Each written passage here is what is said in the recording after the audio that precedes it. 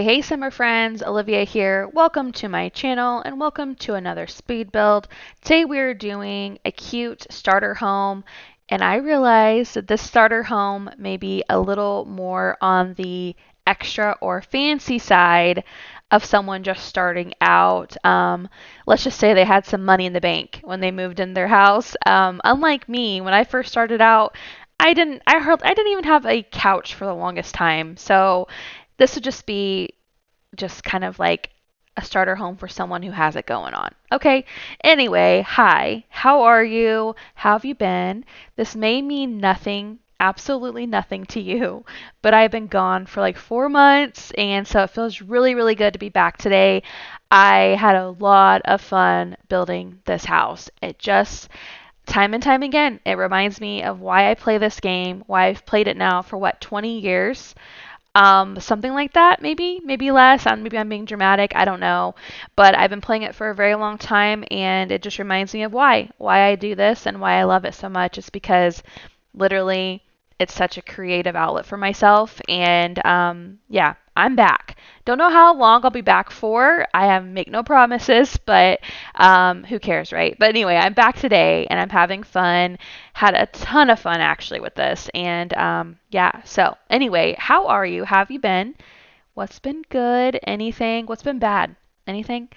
For sure on my end, nothing really bad. We're like in week 3, I think, of summer break, and my kids have been great. Honestly, I am a lucky mama. Let me tell you, they're good kids. And I saw on TikTok someone was talking about parenting and how like you become a stationary parenter, yes, stationary parenter, when your kids are like at my age. So I have 11, 8, and 6, and they can pretty much day to day they're great. They do take care of their own stuff. They actually could probably make their own lunch. They are just good. There's not much you have to do for them, right? And I'm loving it, as opposed to being like a what do they call it? A mobile parent. It's like when your kids are smaller, 5 or below or whatever, and you're still making every little snack. You're still like literally mobile. You're with them. And it's so easy. Like I just remember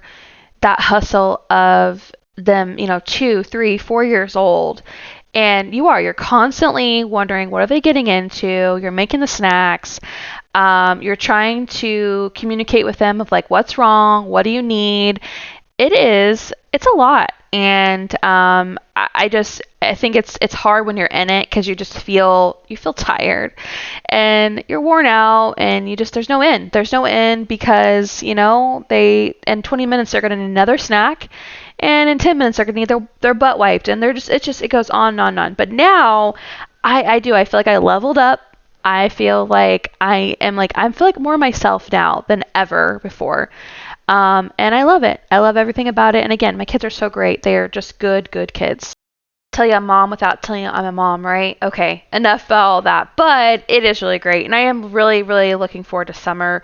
We have already had so many great fun nights of like movie nights. We watched Avatar 2 the other night, and just side note, it sucked. I was like literally 4 or so minutes in, I was ready for a nap, which it's not abnormal for me, but I just I didn't like it. And I have a problem with watching movies in general. Anyway, I don't know why, but I just find them to be boring lately. I don't know. It's probably just me. And by probably, I mean it's me. Hi, I'm the problem. It's me. I already know it. I know that like it's probably not a very popular opinion to not watch movies. I know it drives Robert nuts. He always says, "Hey, you want to watch a movie?"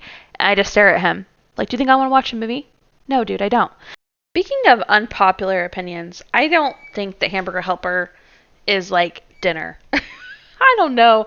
I did not grow up on it, so my mom, it was never something that was like a staple in our pantry. Listen, I know that like that is very unpopular because when I was growing up, pretty much everybody I knew, that was something they'd have like 1 or 2 times a week. It's just not something we had.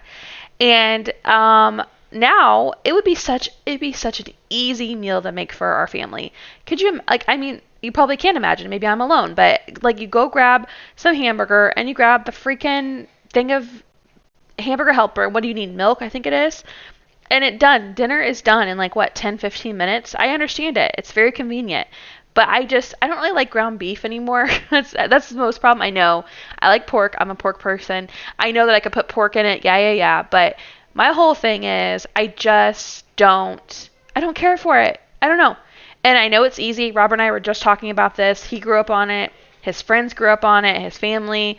To me, it's not in my. I never think to have hamburger helper for dinner. My oldest loves the beef stroganoff one. I have cooked that before. I've cooked it several times for her, and now she'll like make it herself. But I may not be a hamburger helper fan, but I love me some tuna helper. I love it. It's so good.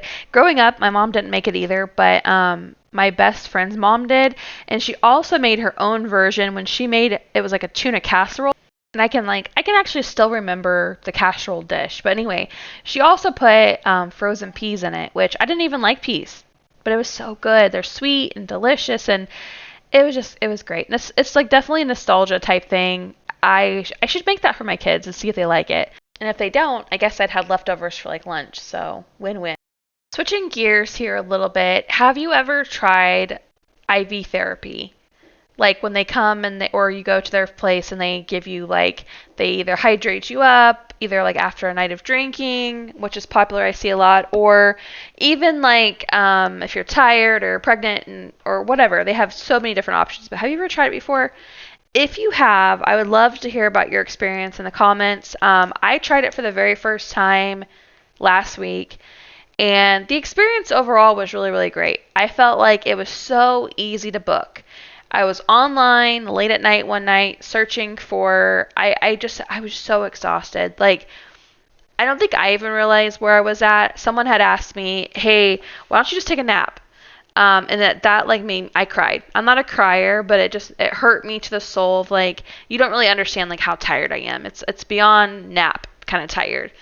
My mind, my body, all the things. And if you're new around here, it's because I own a catering business, and so it's wedding season and things are just crazy. But anyway, I tried it. I was at my wit's end, and I didn't want to go to the ER. I didn't want to like stay there forever, getting checked in, poked and prodded, all the things. I just wanted to be hydrated up, and I wanted to get some vitamins quickly in me, and so I tried it. I said, why not? I booked it online. They were here the next morning. And here in Kansas City, you can have them there 24 hours. So they can come to your house within like 30 minutes. So if you're feeling, and they said their biggest clientele is people with like flu and stuff. So I could totally see myself if I had the flu getting that extra oomph boost with like some fluids for sure. But anyway, I did enjoy the process. The nurse was very knowledgeable. He was very nice, and he got me set up within like 10 minutes, took my temperature, took my blood pressure, got me all hooked up to the IV. I was able to take the IV actually into my office as mobile, so I was able to come to my office, take conference calls. He was here for maybe hour, 45 minutes, 2 hours maybe, and it was a great experience, and I did feel instantly good. I did have just a punch of energy. I was feeling more like myself, and so that's what I really, really wanted, and it lasted. I felt like it really did last throughout the week, and I enjoyed it. I couldn't probably do it all the time. It's not something that's in my budget probably, but I did enjoy the experience. It's hard to tell, like, did it really help me, or was it, it could have helped me for sure the first couple hours, right? Did it really help me, or was it just that I got extra good sleep the next night and I was able, like, my schedule was starting to calm down, or maybe finally all the fluids I have been drinking caught up, or whatever. I mean, I'm not sure. So again, if you've done it, and I would love to hear about it in the comments, just to see, like, is it something I should budget within? Should I try it? And if you've never tried it, if you want to treat yourself, I for sure say give it a try, because it did help me, I think, overall. I'm just interested to see if, like, people who've used it long term, or if you've used it long term and maybe you stopped, did you notice a difference? It's kind of where I'm at. And I'm not sure if I want to gamble with the expense, because I want to say it was close to $300. It might have been a little bit over $300 with a tip. And that's just crazy. People, and I talked and I asked them in great length, like, people do this weekly. People do this a couple times a week. That to me is insane. They obviously have a different budget than me, but monthly, right? Maybe I don't know. I'm just curious to see if anyone else has had like, did it like change your life? That's kind of my thing. Because if it changes your life, there's no price tag on that, right? Right? I don't know. Well, anyway, so yeah, I tried it. I'm all for trying things, at least once, and I do feel like it helped me. I don't know, again, if it was a mixture of a lot of other things. I've read a lot on Reddit of people just being big, big fans of it. I've never met someone in my life, like in my real life, that has had even tried it, but I do read a lot about good things about it. I also read a lot of people that put on there like, well, just drink lots of water, and do good for your body. And then people, of course, go on and like they correct them and like, well, just like the nurse was telling me, you really can't beat the benefit of it getting straight to you. So I think I don't know. I kind of go with it with like a grain of salt. Again, if it wasn't so expensive, I probably would not even be questioning it. I would give it a try for like say 2 months and kind of do my own kind of thing. But I'd rather just hear from someone else who has done it. And more specifically, if you've done it and you stopped, did you see a difference? Before I go, I want to leave you with this little bit of a conversation starter. Really, in my free time, haha, I still do freelancing for Upwork, and a lot of my clients right now are people who are having me create workbooks for like an existing course they have. So they have a course they're selling online. It's for like social influencers or therapists, and they want a workbook to go along with this course. So I'm like, within that, I have to go take the course and then help them with, creating worksheets for this and pages for this and call outs and that kind of thing. And by the end of it, we have this whole workbook that will guide them through the course that they already created. So, anywho, long story short, my last project I did 2 weeks ago, I just actually finalized it a couple days ago, actually. Was a course on free living. And honestly, when I got the job, I was like, easy peasy, done this, been there, done that. Everyone talks about living free and doing what you want to do, kind of like a hippie lifestyle kind of thing. And to be honest with you, I unfairly judged it, and I was like, yeah. So I take this course, and I guess that's a really cool thing about me doing these workbooks is that I get to take these courses for free, and I get paid to create the workbook, and these courses are like hundreds of dollars, right? They're like life-changing courses, right? Anyway, so this one particular course I took, and it really is life-changing. I think it changed the way I think about some things, and so I just want to leave this little nugget of thought for the end of this video. She said in there, and I quote, "So forgive me if I ignore everything you think is important and just get right to it." So again, forgive me if I ignore everything you think is important and just get right to it. And I wrote that down. I really wanted to share that with anyone who would listen because I felt like it resonated with me. We all have things that we feel are important. And I think that we spend a hell of a lot of time worrying about what everyone else is thinking, and that's such a very simple, I know it's such a very simple thing to say. Of course we do, right? But we can make a list, even if it's just in our minds, like what is important to us? What is a high on our list?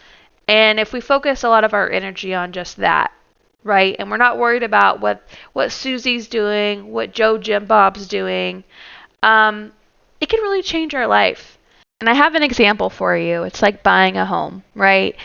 There is this like list that exists, and I know I can't be the only one. There's a list that exists. It's like by 30, you should own a home or you're nothing. You should have your own car. You should have this much money in your bank account and this much money in your savings, and you should be making this much money by time you're 35 and blah, blah, blah, blah, blah, blah, blah, right? But this list it's not our list. And I wish to everything I would have took this course or someone would have just shook me and told me, like even buying a home.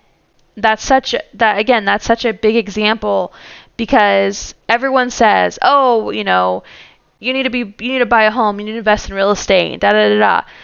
I was fine renting. And truthfully, I let society and some people in my own life, like that look down on renting, I let them really change my view on that. I really wish I would have stuck to my guns, because although I love where I'm at, I absolutely love that Robert and I worked our tails off to be here. I love our home.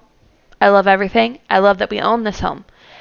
But glorifying buying a home or being a homeowner is trash. It only is if you want it to be. I think that's something too. I think if it's something on your list that you want, I was recently watching How to Get Rich on Netflix. It's a series. If you haven't seen it, it's pretty good. It's lighthearted, whatever. But the guy asked, do you want to buy a home, or do you just like the thought of it? Like, that's a thing. Why do you want to buy a home? And everyone's like, stability. Well, a lease is stability, right? You can argue that. So anyway, I'm off on a tangent here about home owning, but that's just an example of, like, are you doing things because it's what you want? Is it on your list, or is it on someone else's list? Period. And so this course really opened my eyes to, like, so much stuff that I'm like, yeah, like, that's not on my list, or this isn't on my list, or I want this to be on my list. And forget everybody else, because if we focus, and again, she really, really talked a lot about focusing on what is going on around our little world, because the world is so huge. I know it is, but it doesn't matter what your neighbor's doing, what your friend of a friend, your sister-in-law, it doesn't matter what they're doing. It matters what you are doing, and if it's making you happy. Buying this car or owning a business, that doesn't have to be your dream. You don't have to own a business. Everyone glorifies that too. Maybe you're not a business owner person, and it doesn't mean everyone says, oh, the dream's to work for yourself. But is it? I mean, it is for me personally. That's my dream. It's on my list, but it doesn't have to be on your list. And owning a certain car, that could be on your list because you're a car lover. But if you're not, maybe you don't even own a car. Is that so crazy to say? Especially if you live in a metro area like myself, Kansas City, you could Uber anywhere. And I'm telling you right now, it's probably a hell of a lot cheaper than how I spend on my car payment and insurance, right? The little stuff, especially since I work from home, the little places that I go, if I Ubered there, I'd probably spend a hell of a lot less. But anyway, I'm not even going to go on that tangent about because cars right now are making me so mad. But if it's on your list, it's on your list. But it doesn't have to be on, it doesn't have to be on everyone's. There is not some list that we have to follow. For the love of God, there isn't. And so that was really eye-opening for me. I know it's simple. You're probably like, duh. But if you haven't ever thought that way, or haven't had that idea cross your brain of doing like a little self-check or self-eval of like, what are you doing? And does it align with what you want to do? Or does it align with what everyone else says you should be doing? Right? So anyway, just leaving that little bit of nugget of information. I don't know. It really resonated with me. So I hope it resonates with someone else. If anything else, just gets a conversation started, maybe with you and your partner, of like doing like a quick little self-check as like what you're doing, is it really contributing to the life that you want to live? So anyway, thanks so much for staying throughout the video. I hope you like the way it turns out. I'm in the bathroom now, and I'm not personally in the bathroom, but I am in the bathroom in the video. You get what I mean. Anyway, I'm going to get off here, and I hope to goodness you have a good rest of your day. Thanks for stopping in, and I will talk to you next time.